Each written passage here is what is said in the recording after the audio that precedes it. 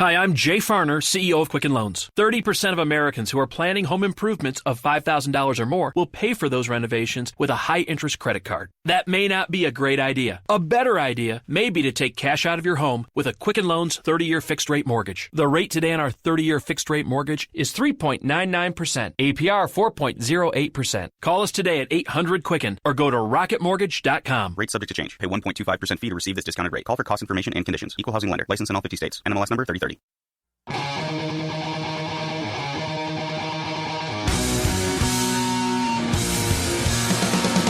can see it in your eyes, a moment of surprise. The end is near. I can taste the blood when everything is done. Welcome to the Source Material Comics Podcast. We are here to discuss. It's getting. Oh, look at that! The trees are changing color, and I hear the faint howl of ghosts and goblins in the distance. We're encroaching on Halloween, and all October, Mark Radulich has some great spooky stories lined up for us right here to talk about on the Source Material Comics Podcast. Speaking of Mark Radulich, let's do intros. Mark Radulich, are you ready to talk some Gotham by Gaslight tonight? I thought we were still doing Onslaught. Oh yeah. This is like the Onslaught podcast now. It's all Onslaught all the time. I'm here to talk Gotham by Gaslight because this is October and we've got a Joker movie coming out. So we're going to be doing some Batman, some Joker, some scary stories, a little song, a little dance, Batman's head in a lance. All right. Well, on this journey, he was here the last 4 weeks, and he's coming back for a fifth. And yes, we are not talking Onslaught tonight. Chris Armstrong, my good buddy from the Unspoken Decade. Gotham by Gaslight. You ready, friend? I'm ready for it. All right. Very good. Can you prove conclusively Onslaught's not in Gotham by Gaslight? No. No? Guess not. I mean, there may be some influence there. I have no idea. And, of course, coming back to the podcast, she's hot off of a Comic-Con. What was it? Cincinnati Comic Expo? It certainly was, and I just spent the last 9 hours in the car. Alexis Ada, oh my goodness, it's Gotham by Gaslight. I mean, back then, it probably would have took you a long time in the 1880s to get from Cincinnati to, is it Kansas City? Yes, but I probably would have been able to hire a coach and a driver, so I could have slept most of the way. So, Gotham by Gaslight, Mark, we got all sorts of scary stuff lined up. Are we, this particular week, do we have like a load of things that are kind of tied in with Batman that are showing up on the Radulich and Broadcasting schedule? Yes, BH 90210. I knew it. Myself and Alexis Hana tomorrow will be doing a TV party for the animated Gotham by Gaslight. Okay, very good. So this is a comic book that I don't believe I knew existed. Really? Well, at least for a while. I remember, I think when the cartoon, the animated feature there became a thing, I remember hearing a little bit about it. Maybe a little bit before that, like it being mentioned as one of the good Batman stories to read. But, you know, I've never taken an interest into going out and finding it and reading it. I always thought it was an Elseworlds, which obviously it is. I don't know if it's coined that, though, on the book. It is.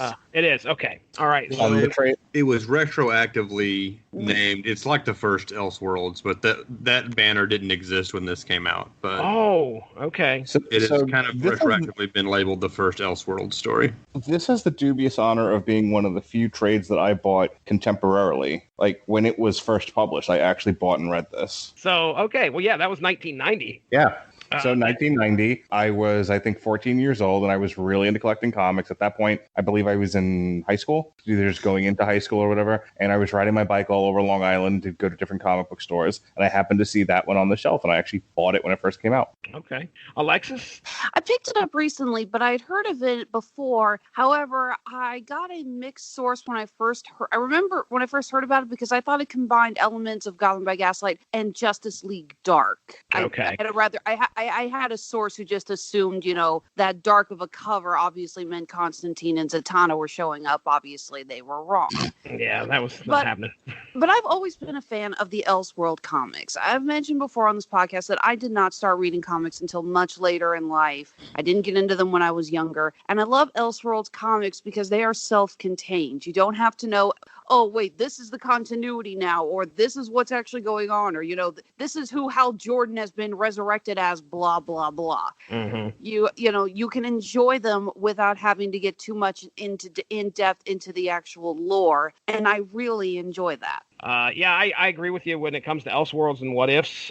Those are, almost in a similar vein where you have characters that are taken out of their element and put into something else, or just a certain point of history was changed. Those are, again, reasons why I like those types of stories. Self-contained, and you can just read them and then you go on to the next one.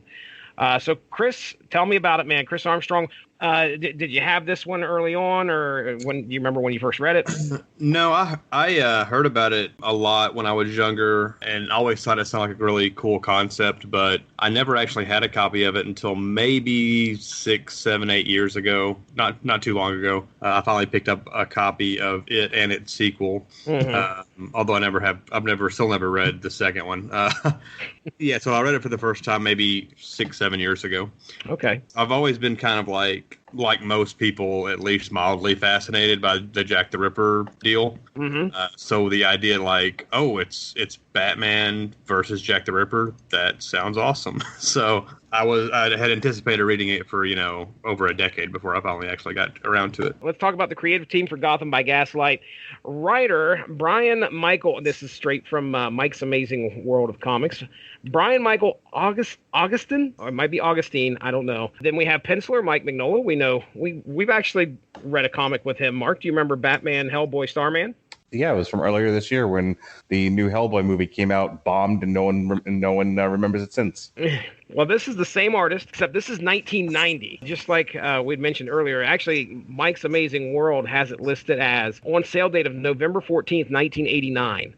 So it's pretty early there. But penciler Mike Mignola, inker P. Craig Russell. So here's the synopsis. London in the 1880s. The Scotland Yard has their hands full trying to determine the culprit of 5 grisly murders when they suddenly stop. Evading the police, the suspect, Jack the Ripper, has actually fled to America, where he has taken aim on innocent ladies in Gotham. But this city is protected by the Batman, and sooner or later, the mystery of who Jack the Ripper really is will be solved, and justice will be served. Wrote it myself, Mark. I wrote it myself. Mark, tell me what you think first off. And if I could start you on a topic, what do you think of Batman in the 1880s? Well, considering Batman, first and foremost, is a detective, I think we tend to get focused on all his wonderful toys. And that he's a ninja and he was the god of information at one point.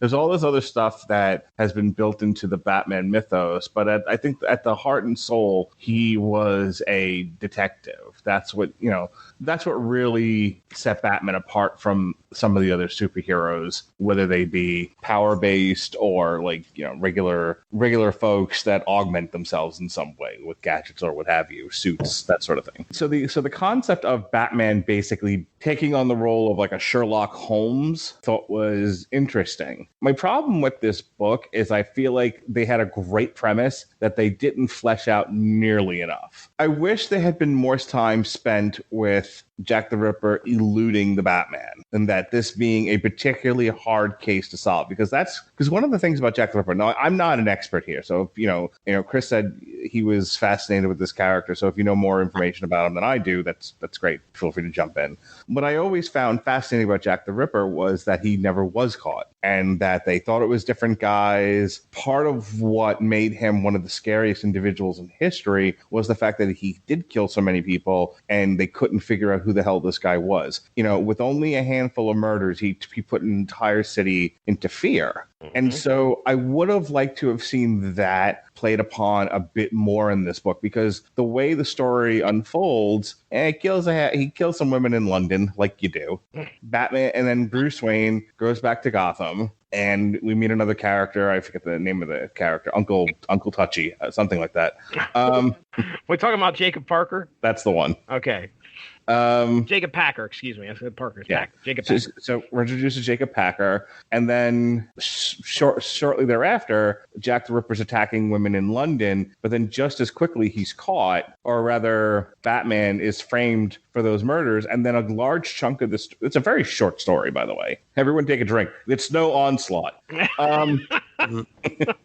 New section on the bingo card, apparently.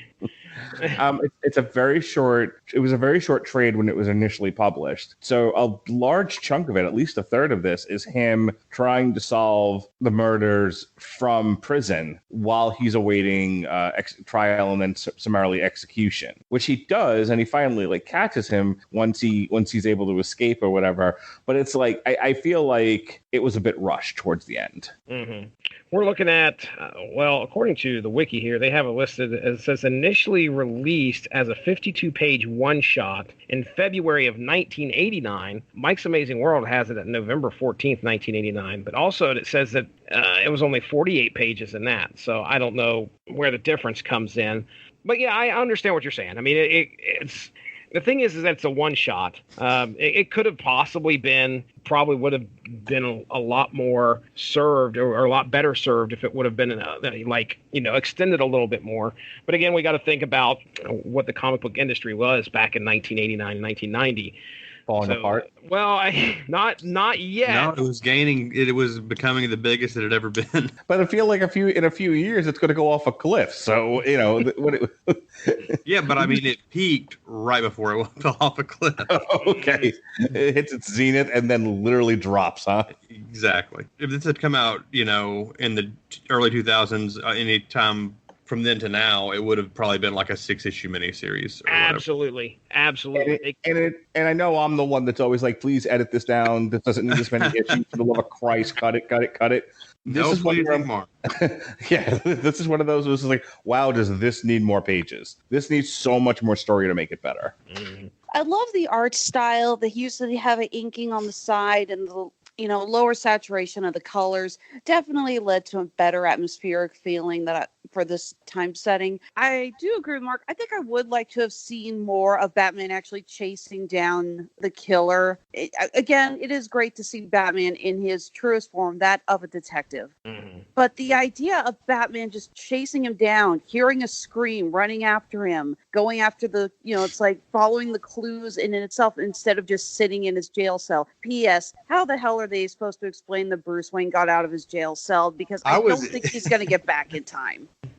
Well, even if he does get back, here's the thing. At the very end of the issue, he gets stabbed in the arm and then stabbed across the chest. And I'm like, yeah, it's going to leave a mark. There's going to be somebody that can see that, and it's probably going to put 2 and 2 together.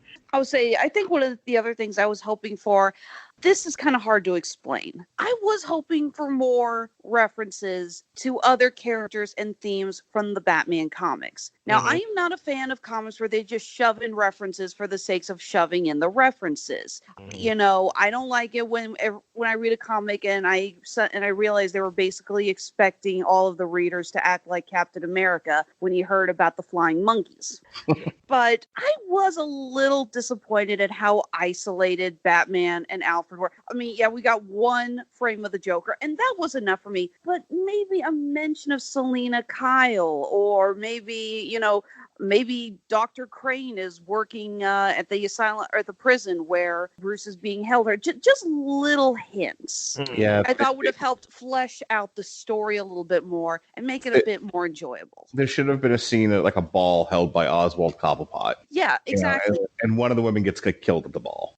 There was, when we did the Search for A. Palmer, I think in that issue, wasn't the Gotham by Gaslight issue, wasn't like Man-Bat in that one? Yeah. Weren't they trying to track down Man-Bat, and then Batman was trying to, the Batman of the 19th century was trying to help them do that.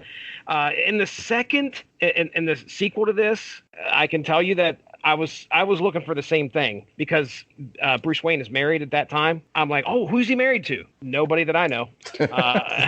Who's the big villain? The name. Oh, so she shares the name with his girlfriend from Batman and Robin. That's all I recognize. Oh, really? Okay. Yeah, that Julie Madison was the. I have that movie on Riff Tracks. I listen to the commentary on it whenever I am supremely bored.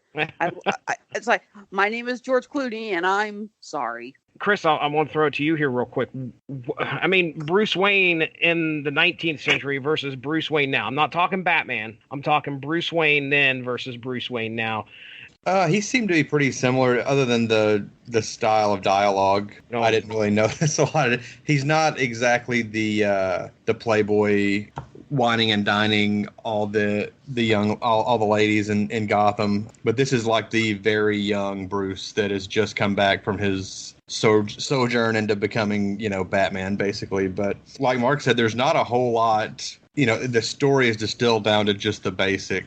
Bruce wants to be Batman. He's looking for the Ripper immediately. There's not a whole lot to his personal life going on other than Alfred regretting that, he's actually going to go through with this. Yeah. What'd you guys think of, I'll start with you, Chris. What'd you think of the origin? It's just a Victorian London version of Batman's origin. It was pretty much the same deal, although they incorporated the Bat into the actual moment of his parents' death, which isn't standard continuity. And it was a nice touch, and it worked really well for him to serve as his inspiration for the costume and whatnot. If they actually changed the continuity down the road to include that scene with the bats, I would not be against it. I hear you. It seemed to make sense. The notes that I had here were that, it was neat to see how the media was covering him, which is, could you imagine back then a creature that would come out of the night and take care of some muggers? Terrifying. It wouldn't just terrify crime and those that commit crimes or whatever, but it would also terrify the freaking public. And that's mentioned in here because it was cool to see like the papers. I was like, here's a rendered drawing of the Batman in action, and it looks like a freaking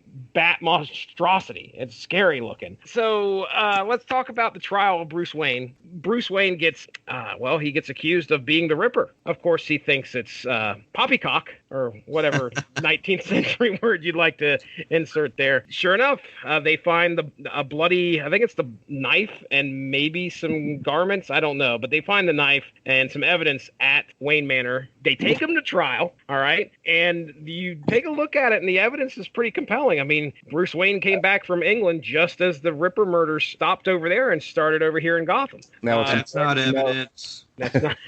It's Thank you, important Chris. to know who's defending him in all of this is Jacob Packer. That's right, Jacob Packer. I was going to say, I like how the entire time Bruce is utterly convinced there's no way he's going to be convicted. No, none.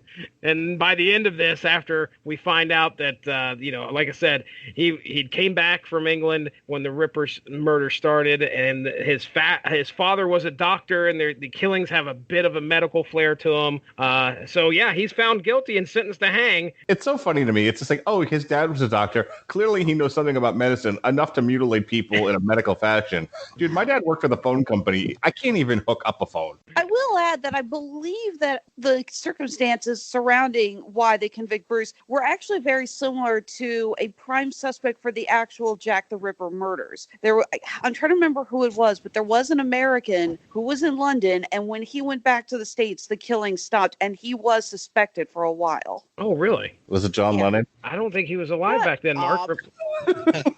So while he's in jail, he's waiting to be hanged, but Inspector Gordon brings him over all the evidence and papers and whatnot, so Bruce can actually do some detectiving. That's a word.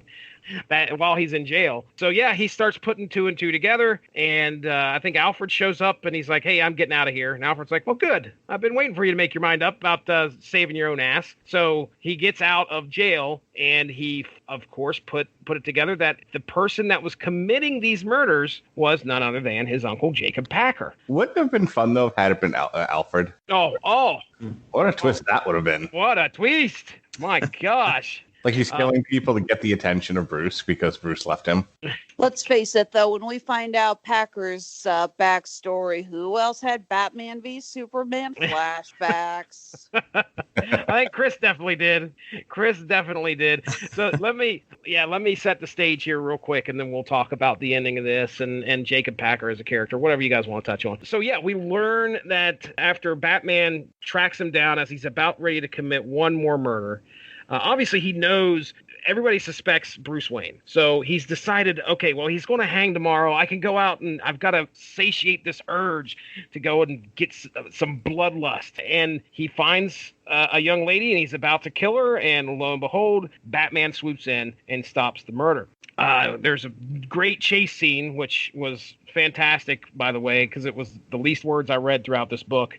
But some of the most action. It was some of the most action you got in here too. But he chases Jacob Packer, finally chases him down. Now remember, as far as Jacob is concerned, he's just about to meet his end at the hands of the Batman, this mythical man creature that's been thwarting crime already. So Jacob starts telling him pretty much his whole life story. He's like, look, he was in love with a lady by the name of Martha. And he was so in love that he confessed his love to her, and she did nothing but laugh at him. Well, sure enough, this was Bruce Wayne's mother.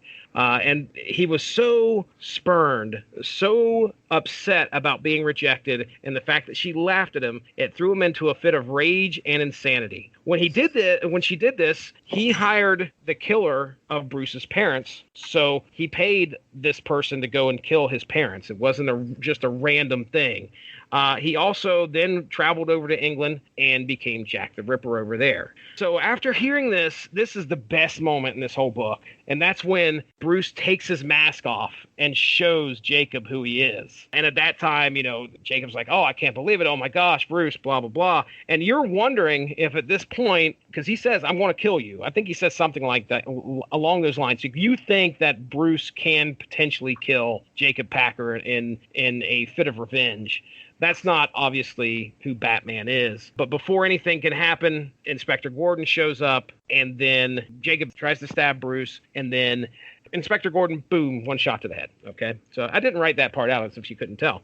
So there lies Jacob Packer, dead, bullet to the head, and that's kind of where we leave things. Mark, anything you want to talk about there in regards to Jacob Packer? Again, it's a little too easy, a little too low-hanging fruit. I didn't love it. I'm trying to think of how I reacted to the story when I was, back in 1990. I think I liked the idea of it. I don't think I was as analytical with literature as I got to be as I got older. They put me in the old honors English class and whatnot. I think, like I said, at 43 years old, kind of thinking back to it and having reread it, I just feel like either there's like three characters in this book and one of them is the killer. It's not exactly a brilliant whodunit. Mm-hmm. And that's the thing is, like, if you come right now and you pitch me, hey, what if we did the story of Jack the Ripper, but Batman is the one pursuing him? There's so many. I mean, that's why I'm really curious to see how they handle the animated film. But you didn't know. You had no idea Jacob would be the killer, though, right? I mean, I'm not Robert Winfrey. I'm not sitting there trying to ruin it for everybody and myself, after reading one page. Okay.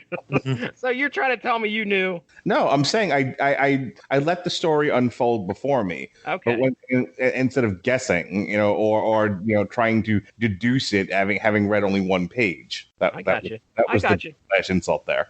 But by the same token, when it's revealed to be Jacob Packer, I'm like, oh, this could have been so much better. Okay. Like it's an okay story. I just feel like it's the beginnings of an idea, not a fully formed idea. I didn't know, me personally, I didn't know where they were going to go with it. I mean, Jack the Ripper was an unsolved crime in England. So now we have like the world's greatest detective up against one of the biggest unsolved crimes that we know of in our history. What's going to happen? It's more effective if he doesn't find him. I think that would have been an interesting twist on it for sure. He keeps eluding Batman, and then maybe Batman's got a girlfriend, and there there's a scene where down an alley, there's a shadowy figure, and he's got a knife to Batman's girlfriend's throat, and he kills her, and Batman can't stop him, and he disappears, and he never kills again. Because I think Jack the Ripper never got caught, and he just stopped killing after a while. Pretty much. After the most gruesome death of Mary Kelly, it was just over and done with. There you go. He should have been dating Mary Kelly. I think it would actually been interesting if maybe Batman did kill him, maybe by accident, and he couldn't prove that it was Jack the Ripper. Bruce still gets off on it. I don't know. Maybe they find evidence that proves that that he wasn't guilty. But I think I would have preferred the idea that the case never was solved. Maybe Batman did figure it out and find out who it was, but he can't reveal who actually was the killer. Maybe it's because I had read it once before. I don't really remember what I thought 7 years ago or whenever I read it initially, but like Mark said, it seems pretty obvious, like this new character who is not related to DC continuity in any other way, and it's pretty much the only character that matters besides Bruce, Gordon, and Pennyworth. It doesn't seem shocking that he was revealed to be the killer. Okay. I don't think it weakens the story that much, but I don't really think it was a surprise. So it's kind of like the human version of a Chekhov's gun. Sure. Okay, for people who don't know what you're talking about, what is Chekhov's gun? Chekhov's gun, in the most simplistic of terms, if you go to see a play and you see a gun on the stage, even if it's just sitting in the back corner somewhere, or up on a wall, it's going to be fired or go off before the end of the third act. Mm-hmm. Yeah, this is not a Star Trek reference. As much as I always wanted it to be. Well, then wouldn't it be Chekhov's phaser? Phaser, yes.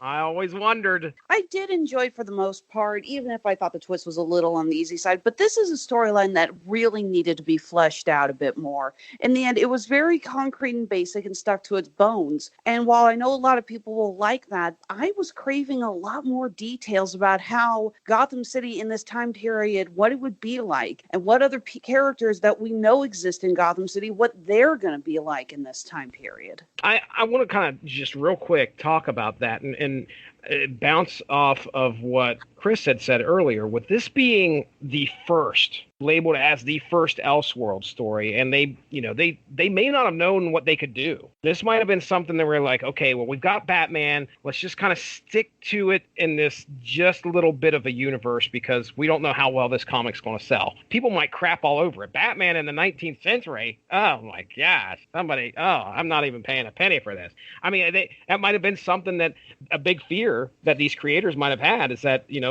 they're taking a character out of the element. Now, I don't know if this was something, I'm sure it was probably done with other characters in the past, but this is the first, the first attempt at actually throwing something that I know of mainstream that is separate and outside of continuity by a very large margin.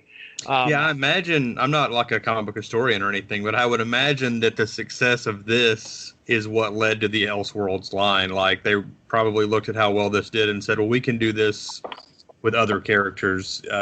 It's similar to Marvel's What If, except in Elseworlds, it's not tied to any kind of specific, it's even less tied to continuity than what Marvel, because Marvel's What Ifs always start with a basic Marvel continuity and then do an offshoot. Mm-hmm. Whereas this, they can take concepts and put them in different time periods, different planets, all kinds of different ways to explore them. What I'm wondering is how much of this they had kind of in the can. People had been pitching, hey, for Superman, what if we did a story where he doesn't land in Kansas but lands in Leningrad or something?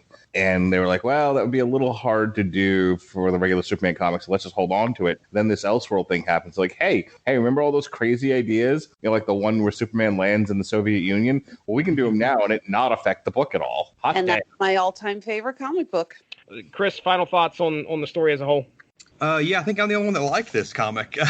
But yeah, I'm in the minority here, I guess. I would much prefer a high concept story of Batman versus Jack the Ripper in a fast and easy one shot, because the point is really the concept and the imagery of Mignola doing Gotham, in the 1800s, the striking imagery of his version of Batman. I would much prefer this to like some bloated 6 or 12 issue series that gets dragged out. Like, you guys are probably going to like that animated movie a lot. I did not like it at all.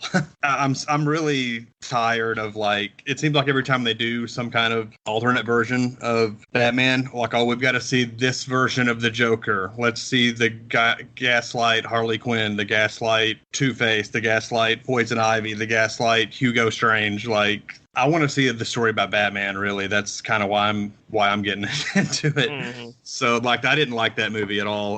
But you guys, I do like the fact that they had Bruce Greenwood back as Batman, because he's probably the best one besides Kevin Conroy, in my opinion.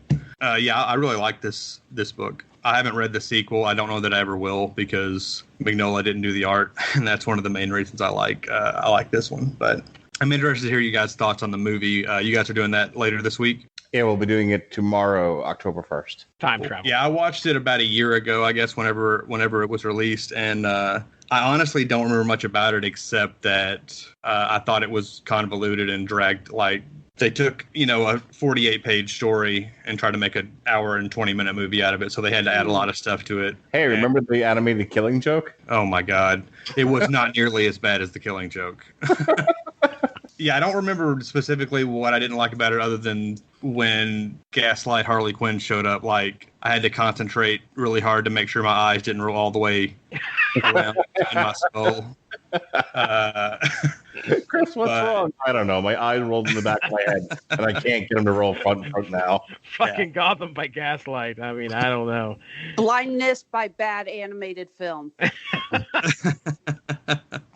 But yeah, plus I was super excited about, like, when I heard they were doing a Gotham by Gaslight animated movie, I was so excited about it. I really missed the era when DC animated movies were trying to make, if they did a movie based on a comic, they would try and emulate that art style in the animation. New Frontier is probably the best example, or Public Enemies, that looks like Ed McGuinness's artwork.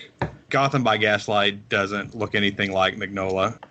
His artwork may not look that great in animation anyway, but I was disappointed. Hope you guys like it, though. This seemed a lot. Well, it might be because the subject matter is a little bit different. We actually have some daylight scenes throughout here. But Mark, you remember the art for Batman, Hellboy, Starman? If I remember right, you did not like that one very well. What do you think of this?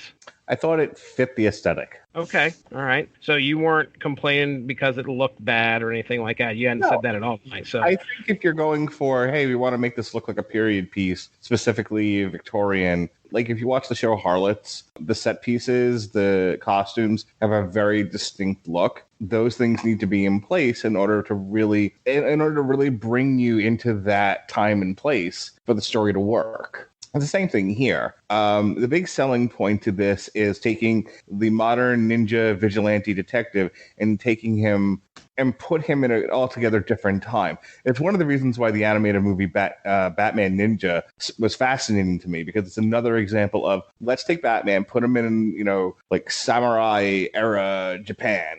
I know that's not really what it's called, but I'm tired. But like put him in like ancient Japan, and how do these characters look then? And I've tried to watch Batman Ninja a few times now, and I've only got about halfway through it. But I like the concept of it. I like the idea of taking, Batman is the universal constant. Let's try him with different looks and different time periods. Alexis, anything left unsaid on your end? I think we've covered it. Okay. But I also am like beyond exhausted, so I'm probably going to shoot up 3 hours later going, I got it! Make sure you wake Jesse out of his bed, okay? Yeah, you do that. Of course. He can edit it back in later. Yeah. Yeah. Downstairs. Jesse, I will call you later and say, you need to edit this in. I thought of something. Call him on Facebook and just start yelling unintelligibly. It's fine. His wife loves it. Yeah, I'll do that. I won't have the phone by my bed tonight, so just letting you know. Just letting you know. I have a phone number because I'll give it to you offline. As for myself, I enjoyed the story. I didn't know where we were going. I wasn't trying to figure out who the Ripper was. You guys are probably a little bit smarter than me, because I didn't think it would be Packard anyway. I had a good time. Yeah, I love Mignola's art here. It fits this comic so well. So it fits. Oh, it fits. It fits. Yeah. So I don't think there's anything left to say. We had a good time. We're getting spooky October started. Are we going to officially call this some kind of a month, Mark? Yeah. Really scary. Really scary. Deep woods are really scary. I'm not saying that every podcast. Every month, every week, every show. I have a question to pose for the panel. Oh, please. Since this is the first Elseworlds story, I guess Alexis, obviously it's Red Sun, but do you guys have a favorite Elseworlds book? Ooh, Mark. Can we get a list of the Elseworlds titles, because I'm not sure which ones I've read and which ones I haven't, other than Red Sun and Gotham by Gaslight. Okay, all right. Let me head on over to Google here real quick. I can think of a couple off the top of my head.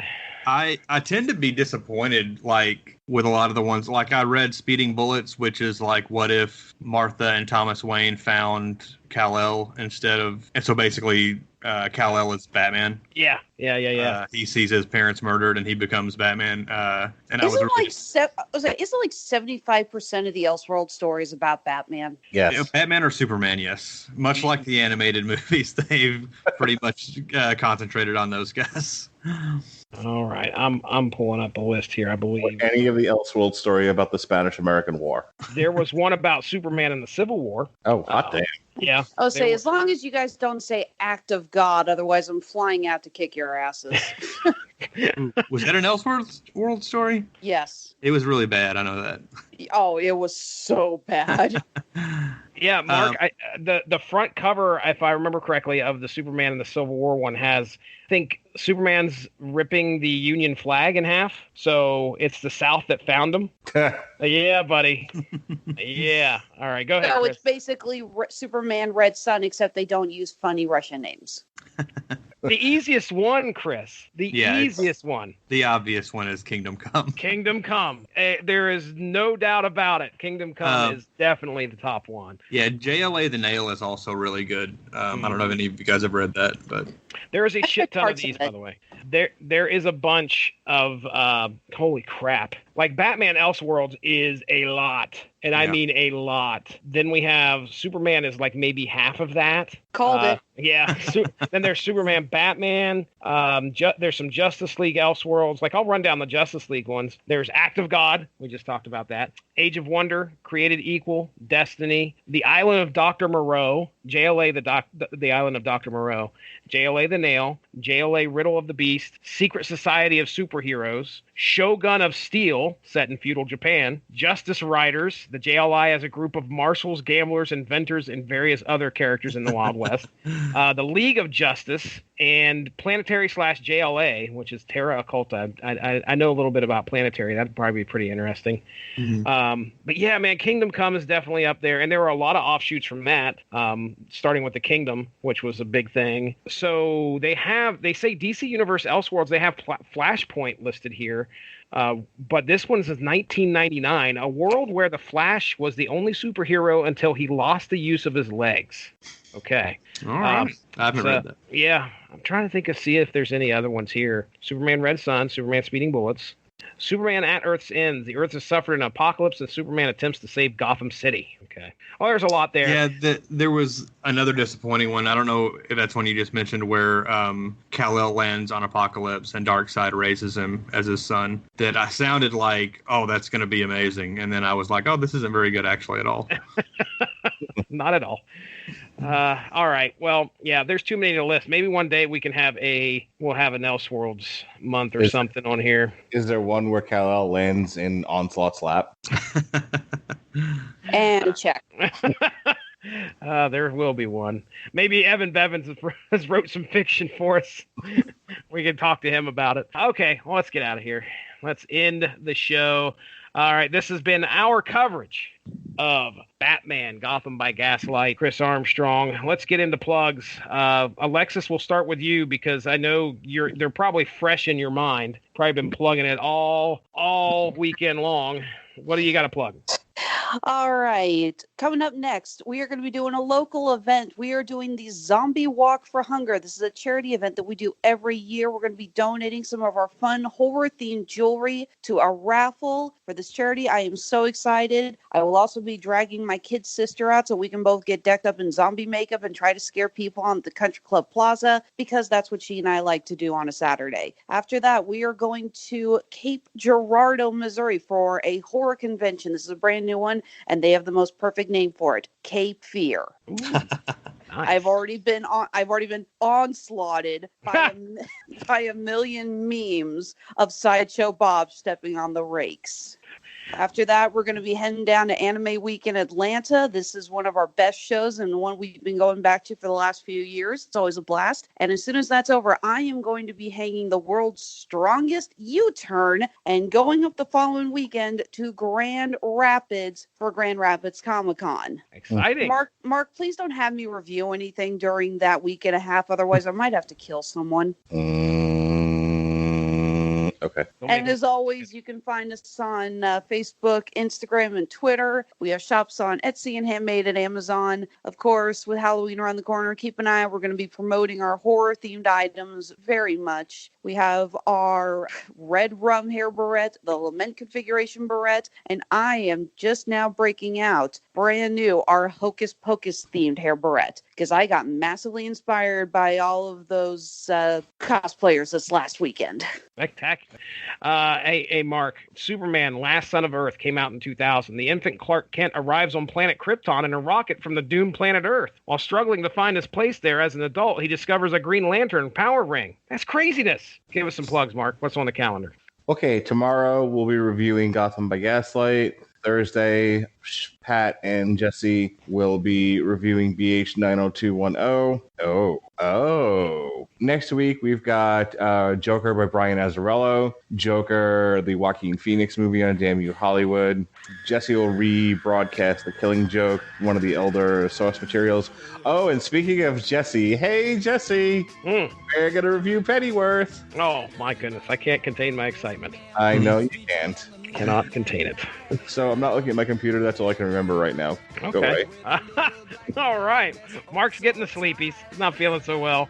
Alexis is just barely hanging on. Chris is, you're awake, right, man? Because you're an hour behind. I'm here. He's there. All right. Well, for Mark, for Alexis, for Chris Armstrong, I'm Jesse Starcher. We'll be catching you next Monday. Have a good one. Bye-bye.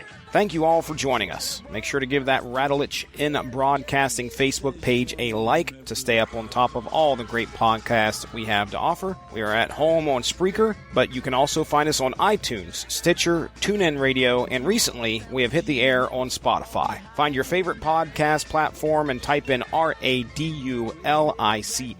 to subscribe for some great content. If you enjoyed this show, please feel free to share and spread the word. And as always, we appreciate any feedback and look forward to entertaining you again soon. Cause at the time he starts his dirty shop around. You know, I won't drag it out. We'll definitely get out of this probably. Plugs. Then I think the people in the hotel room next to me last night were doing the Galileo poo-poo. Uh-oh. I want control of your city. All right. I don't think that's how it works, but okay. We do these long extended podcasts where we talk about the book, then talk about the movie, then compare and contrast them, and then commit ritual suicide. Like you drove 9 hours or something. Yeah, exactly. And I'm not just lying here looking up at the ceiling while my corgi licks my toes. If she continues to talk about driving all night, I might break into Cindy Lauper. Continue, Alexis, before Mark starts singing. Maybe I should hold off for those who need a bingo. There was a headline that ran, "Remember the Maine, it didn't get attacked." Wait, remember the what? You Wait, uncultured swine. M-A-I-N or M-A-N-E? Like the state, people. Remember the Maine? Remember the Maine. Why is it the Maine? Because it was the name. Oh, it was a the ship. My bad. Okay, I was trying to think, like, why would we call the state the Maine? Have you ever been to Dunn, New York? I'm actually from Dunn, New York. Sometime you should get over to the Ohio. Yeah, I just came from the Ohio. Chris, do you live in the Ohio or do you live in the California? I live in the Kentucky. I actually was staying in the Kentucky because nobody stays in the Cincinnati because Right. the hotels around the convention center are the expensive. Do you All really right. think our listeners actually know America was ever in a war with Spain? Yeah, they do now. That's what I'm here to do. I'm here to educate our listeners. Except that I'm the one that educated. Shut up, Mark. I think we should continue to talk about the Remember the Maine incident. Remember the Maine. I guarantee you by morning I will forget the Maine. Will you remember the Alamo? I'll do my best to try to forget the podcast. You know there's no basement in the Alamo, right? Because I can read, motherfucker. I got all the good words. Me and Trump. And we've talked about this on here before. And everybody else, yeah, that's exactly right. We're going to go with that one. Cross the pronunciation. I can't even pronunciate it. Remember the Maine. Oh, yeah, that's how we're going to sign it out. Hi, I'm Jay Farner, CEO of Quicken Loans. 30% of Americans who are planning home improvements of $5,000 or more will pay for those renovations with a high-interest credit card. That may not be a great idea. A better idea may be to take cash out of your home with a Quicken Loans 30-year fixed-rate mortgage. The rate today on our 30-year fixed-rate mortgage is 3.99%, APR 4.08%. Call us today at 800-QUICKEN or go to rocketmortgage.com. Rate subject to change. Pay 1.25% fee to receive this discounted rate. Call for cost information and conditions. Equal housing lender. License in all 50 states. NMLS number 3030. Hi, I'm Jay Farner, CEO of Quicken Loans. 30% of Americans who are planning home improvements of $5,000 or more will pay for those renovations with a high-interest credit card. That may not be a great idea. A better idea may be to take cash out of your home with a Quicken Loans 30-year fixed-rate mortgage. The rate today on our 30-year fixed-rate mortgage is 3.99%, APR 4.08%. Call us today at 800-QUICKEN or go to rocketmortgage.com. Rate subject to change. Pay 1.25% fee to receive this discounted rate. Call for cost information and conditions. Equal housing lender. License in all 50 states. NMLS number 3030.